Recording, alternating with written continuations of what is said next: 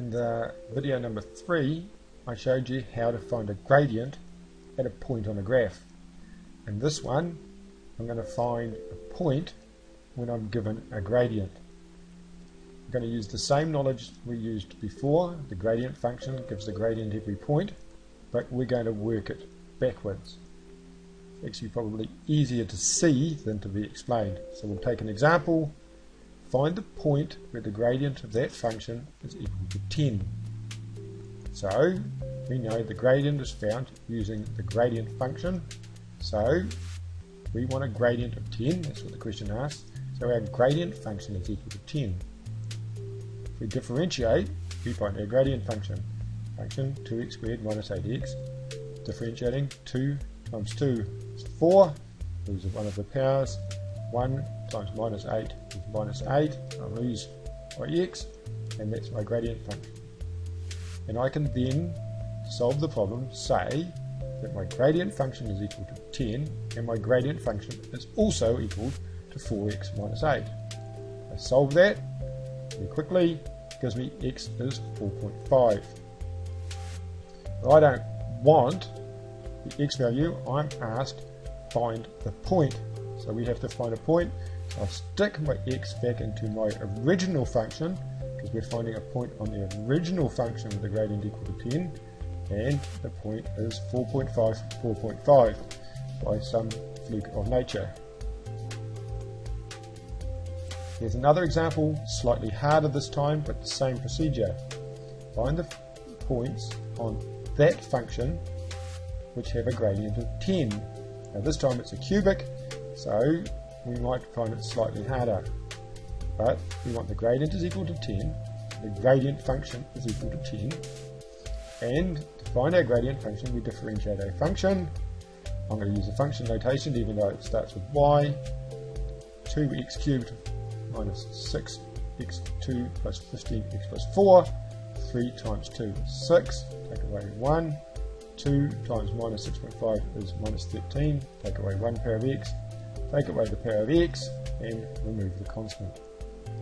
Just like last time, I'm going to set my gradient function is equal to 10 because I know my gradient is 10, and my gradient function is also equal to what I've just found by differentiating. This time, however, I can't solve it straight away because it's a quadratic. I have to rearrange it, and I get 6x squared minus 13x plus 5 is equal to 0. I get my graphics calculator out, and in polynomial with 2, I enter 6 minus 13, 5, I solve, and these are my two answers, 1.6666, which is 5 over 3, and 0.5. So those are my two solutions, 0.5 and 5 over 3, and putting them back, because I still want points, not x values, I get those points. Now, putting numbers like that into expressions like that is quite awkward, so I'll show you a quick way of doing that. We'll go in menu, and we'll go to graph, and I've entered the original function. 2x cubed minus 6.5x squared plus 16x plus 4, although you can't see the plus 4, there it is. And when I draw that, I can't see it, but it doesn't matter, and I trace my value. Now I want 5 over 3, so I enter 5, ABC 3, and the great advantage of this is because it's doing it exactly, you don't get the rounding errors.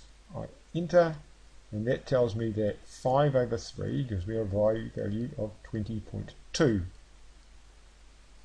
How I want to do it, we'll try it again.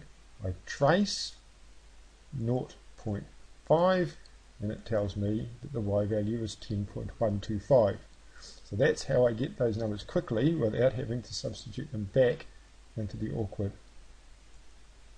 expression. So, back to the original topic, how to find where a function has a given gradient. You differentiate the function to get the gradient function. You set the value of the gradient function equal to that gradient. You solve, which will give you one or possibly two answers, and you answer the question in the context asked. They might ask you for a point, in which case you have to give x, y values. They might ask you for x, or they might ask you for y.